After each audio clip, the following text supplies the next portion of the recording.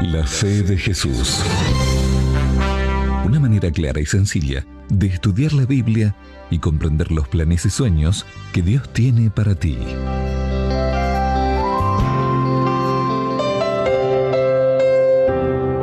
El filósofo Agustín de Hipona caminaba sobre la arena del mar. Estaba intrigado. Si todo lo que hay en el mundo fue creado por alguien, ¿quién creó a Dios? Iba y venía de una punta a la otra, sin encontrar respuesta a su inquietud. De pronto, vio a un niño que con un pequeño balde llevaba agua del mar y lo depositaba en un pozo que él mismo había cavado en la arena. «¿Qué haces, amigo?», le preguntó Agustín. «Quiero ver qué hay en el fondo del mar», respondió el niño. «Pienso poner toda el agua que hay en el mar dentro de este pozo, y cuando lo logre podré ver lo que hay en el fondo del mar». En silencio, Agustín se alejó del lugar. Su pregunta había sido respondida. ¿Cómo entender la existencia de un Dios infinito con una mente finita? Martín Lutero decía que la mente humana es como un vaso y que Dios es como todo el agua del mar. ¿Podrías hacer caber en un vaso toda el agua del mar? ¿Cómo puede la mente humana comprender a Dios en su plenitud? Dios existe. La cuestión es saber lo que Él dice de sí mismo en su palabra y aceptarlo. Por eso, hoy nuestro tema es: ¿qué enseña la Biblia acerca de Dios? Hola, hola, muy buenas noches, queridos amigos, ¿cómo están? Es un gusto para mí poder encontrarme con ustedes en nuestro segundo encuentro, en este taller bíblico llamado La Fe de Jesús. Hoy, como decía la introducción, vamos a hablar acerca de Dios. ¿Qué enseña la Biblia acerca de Dios? Para hablar de Dios, para hablar de la Biblia, es necesario, es indispensable comenzar realizando una oración. Por eso los invito a hablar con Dios en estos momentos. Padre nuestro que estás en los cielos, santificado sea tu nombre, venga a nosotros tu reino, hágase tu voluntad en esta tierra como en el cielo. Gracias por darnos el pan de cada día y gracias, Señor, por darnos todo aquello que necesitamos para seguir adelante, para seguir creciendo, para seguir en tu compañía en estos tiempos en que vivimos. Padre Santo, quédate con nosotros al estudiar tu palabra, al escudriñar las escrituras que tú inspiraste. En el nombre de Jesús. Amén. Bien, amigos, la fe de Jesús. Estudio número 2. Lo que la Biblia enseña acerca de Dios. ¿Quién es Dios para ti? Una vez, yo recuerdo cuando era chico, estaba participando en un culto y el predicador dijo: ¿alguien se anima a realizar una declaración de amor, de fe hacia Dios? ¿Quién sabe y quiere pasar al frente y mencionar quién es Dios para él? Me gustaría que coloques allí abajo en los comentarios donde ustedes están escribiendo o mirando y coloquen allí abajo quién es Dios para ustedes. Bueno, Dios existe, Dios es el creador del universo, nosotros creemos en un solo Dios, creador del cielo y de la tierra, el que dirige todas las cosas. Hay personas que creen que Dios creó todas las cosas, pero que lo dejó librado al azar. Es como alguien que realiza un, un invento como el reloj, por ejemplo, crea el reloj, le da cuerdas y lo deja allí librado, ¿no es cierto?, a su suerte. Estos son aquellos teístas que creen en un Dios creador, pero un Dios que se desliga de las cosas que pasan aquí en su propia creación. Nosotros los creacionistas creemos que Dios creó el mundo, creó este universo, pero también se interesa por él. Vive con él, camina con él y está entre nosotros y con aquellos que lo buscan de todo corazón. Vamos a ver nuestro estudio en esta noche Y vamos a ir contestando a las preguntas que aparecen en este estudio acerca de Dios. Para empezar, debiéramos preguntarnos cuántos dioses existen. Ustedes saben que hay muchas culturas, hay muchas religiones en el mundo. En realidad, las religiones del mundo son 5. Entre ellos están los budistas, los shintoístas, los judíos, bueno, el mundo cristiano y otras tantas religiones. Sin embargo, muchas de esas religiones adoran a muchos, múltiples dioses, son politeístas.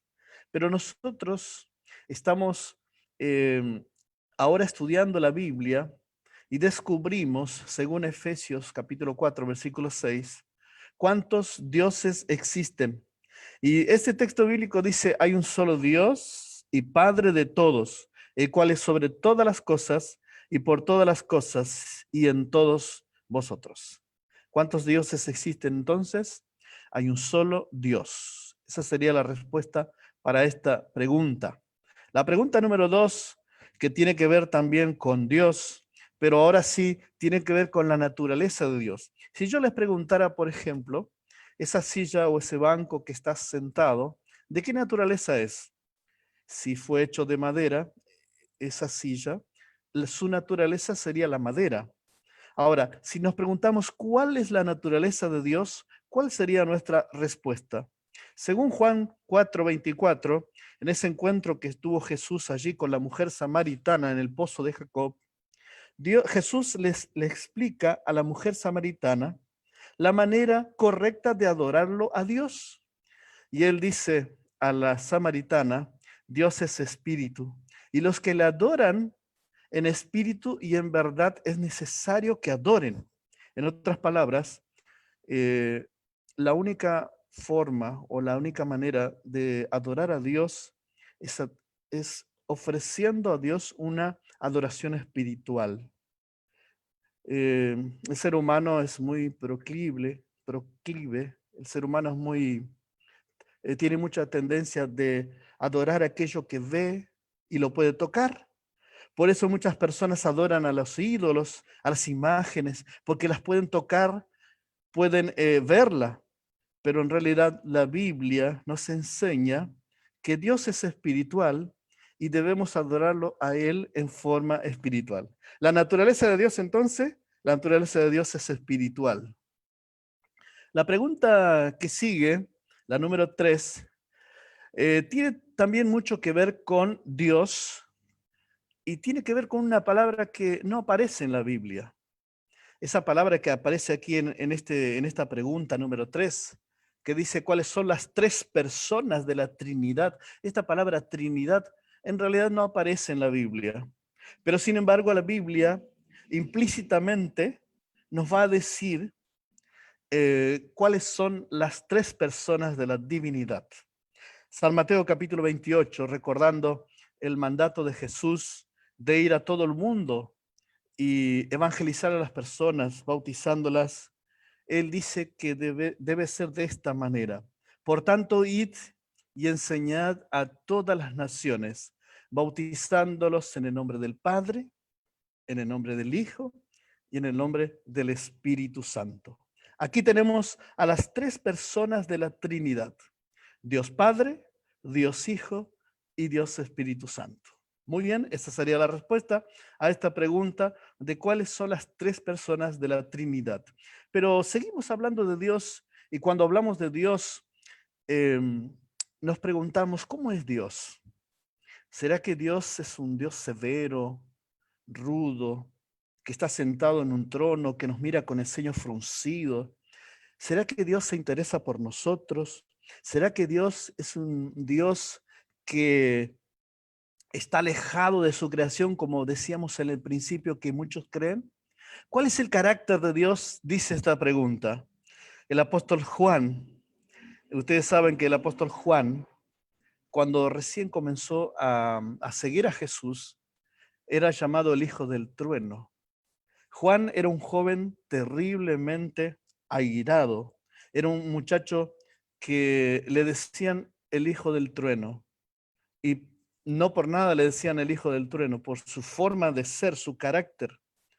Sin embargo, cuando estuvo con Jesús aquellos 3 años y medio, luego a partir de ahí él escribió Primera de Juan y llegó a decir, de acuerdo a su experiencia de haber estado al lado de Jesús, de haber caminado con Jesús, de haber escuchado a Jesús y de haber vivido la experiencia de vivir con Jesús, él llegó a declarar en Primera de Juan 4:8 cuál es el carácter de Dios.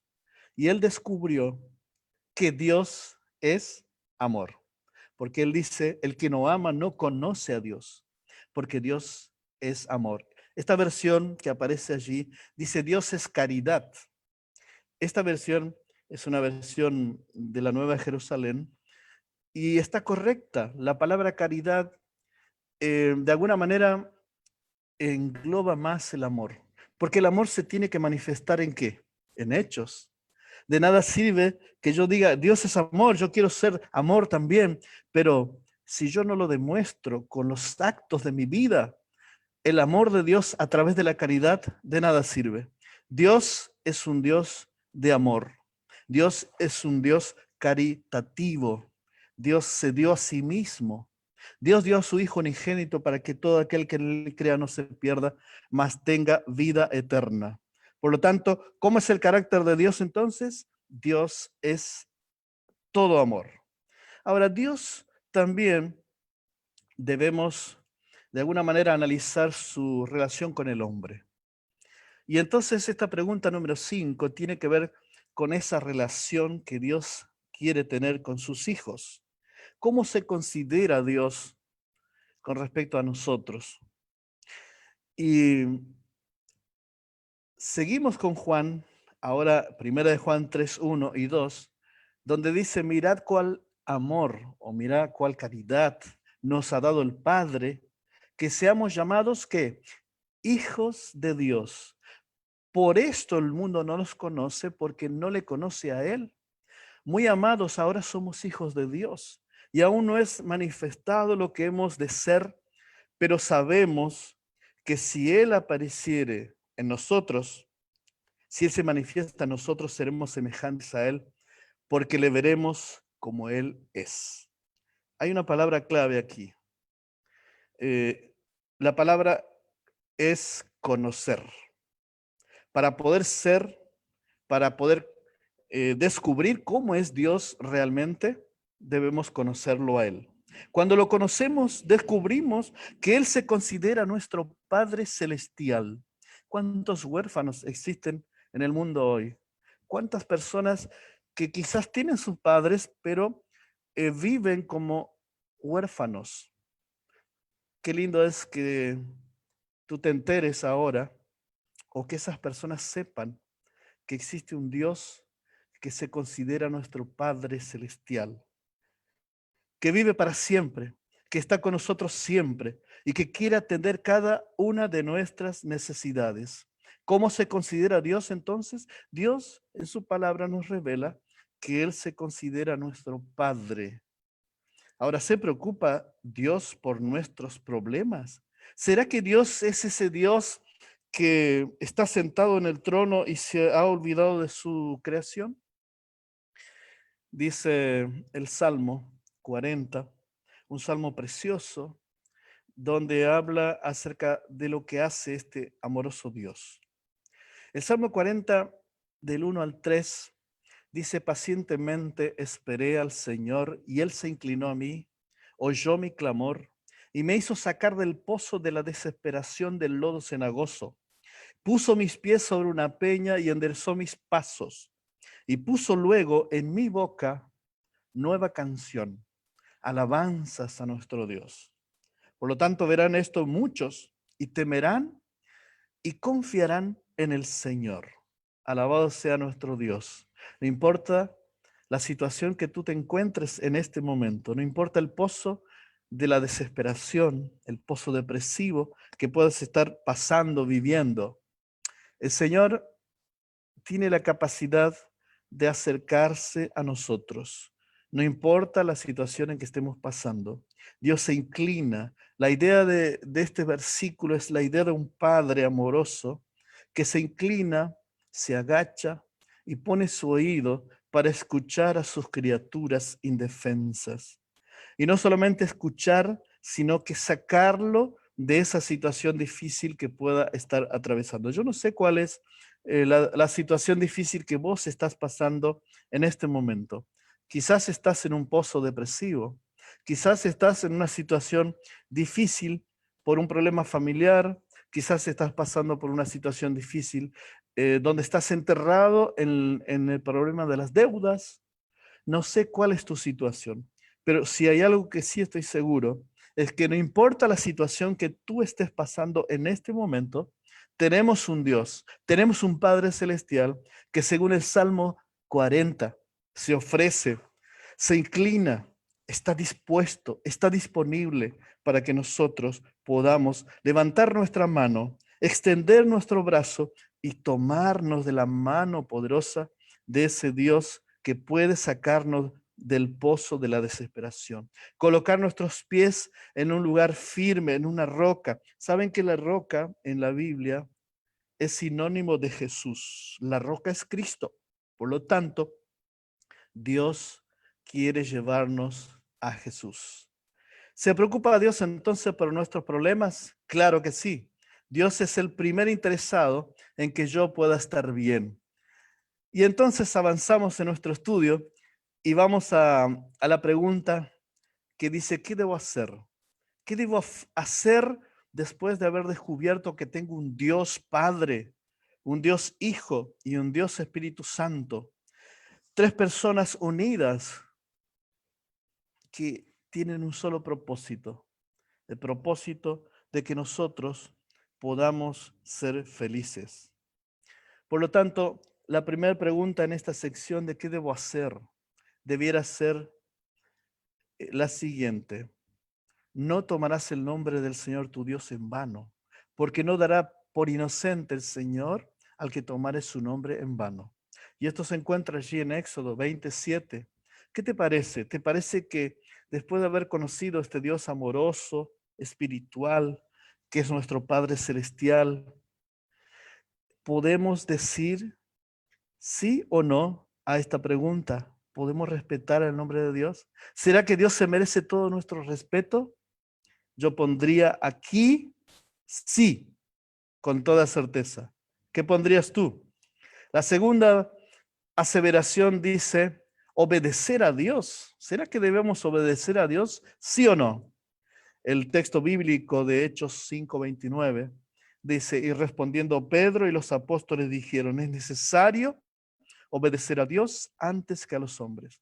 ¿Cuántas situaciones a veces vivimos en nuestra vida donde debemos elegir obedecer las circunstancias que nos rodean o optar por obedecer a Dios? Y muchas veces cuando obedecemos a Dios, no siempre caemos bien parados, no siempre quedamos bien ante las personas. Pero sin embargo, el desafío de Dios es que podamos obedecerlo a Él, obedecer a Dios entonces en primer lugar. Yo pongo ahí entonces, sí, debo obedecer a Dios en primer lugar. La tercera aseveración dice, ¿será que tenemos que poner a Dios en primer lugar aparte de obedecerlo? Claro, dice Mateo 6:33. Mas buscad primeramente el reino de Dios y su justicia, y todas estas cosas os serán añadidas. Claro que sí, ponemos ahí también un sí. La número 4, amar a Dios de todo corazón. ¿Sabes? Si nosotros amamos de palabra, no nos sirve de nada. Dios, al igual que las personas, interesa nuestro corazón. Interesa que nuestro amor sea genuino. Por lo tanto, Jesús mismo lo dijo en San Mateo capítulo 22, versículo 37. Y Jesús dijo, amarás al Señor tu Dios de todo tu corazón y de toda tu alma y de toda tu mente. Dios quiere que nosotros, Dios desea que lo amemos en forma íntegra, en forma total. Dios, entonces, amar a Dios de todo corazón, claro que sí. Yo me comprometo después de haber leído, entendido, y mi decisión personal es, creo en Dios, el Padre, el Hijo y el Espíritu Santo. Y prometo amarlo y obedecerlo como mi Padre celestial. ¿Estás de acuerdo? Claro que sí. Bueno, aquí tengo algunas otras cositas para comentarle. ¿Cuál sería nuestra actitud correcta hacia Dios? Ya que Él es nuestro Padre Celestial. Bueno, hay Salmos 52:8 nos da la idea que debemos confiar en Él. Debemos, según Eclesiastés 12:13, guardar sus mandamientos. Según Romanos 8:28, si lo amamos, siempre nos irá bien. La necesidad de Dios, las desgracias y los sufrimientos de la humanidad son el resultado de su alejamiento de Dios. El profeta Jeremías habla de lo terrible de ese error de la humanidad se ha alejado de Dios. Dice, porque dos males ha hecho mi pueblo. Me dejaron a mí fuente de agua viva y se cavaron para sí cisternas rotas que no retienen el agua. ¿Sí? Por otro lado, hay personas que no creen en Dios. Según Salmos 14:1 dice, dice el necio en su corazón, no hay Dios. ¿Qué dicen los hombres de ciencia acerca de Dios? Por ejemplo, Newton, el famoso descubridor de la ley de la verdad universal, declaró, el orden admirable del Sol, de los planetas, de los cometas, no pudo proceder sino del plan y según la orientación de un ser omnisciente y omnipotente. De ahí se sigue que Dios es, en efecto, un Dios divino, sabio, omnipotente, un ser que está sobre todo y que es infinitamente sabio. Bien, en la época de Isaac Newton, los científicos creían en Dios. ¿Qué pasa hoy, no? Bueno, ¿qué debemos hacer? ¿Qué debemos hacer hoy? Dice, anhelar de todo corazón a Dios, obedecer a Dios y guardar sus mandamientos, poner a Dios sobre todas las cosas y amarlo de todo corazón. Ahora que conociste esta enseñanza acerca de Dios, ¿estás dispuesto a amarlo, a obedecerlo como tu Padre Celestial? Yo deseo de todo corazón que puedas poner a Dios en primer lugar en tu vida y que Dios sea una realidad en toda tu experiencia personal. Que Dios te bendiga y mañana seguiremos nuestro estudio número 3. Que puedas descansar esta noche con la seguridad de que Dios es tu Padre Celestial y que Él se va a encargar de cada y una de tus necesidades. Que Dios te bendiga.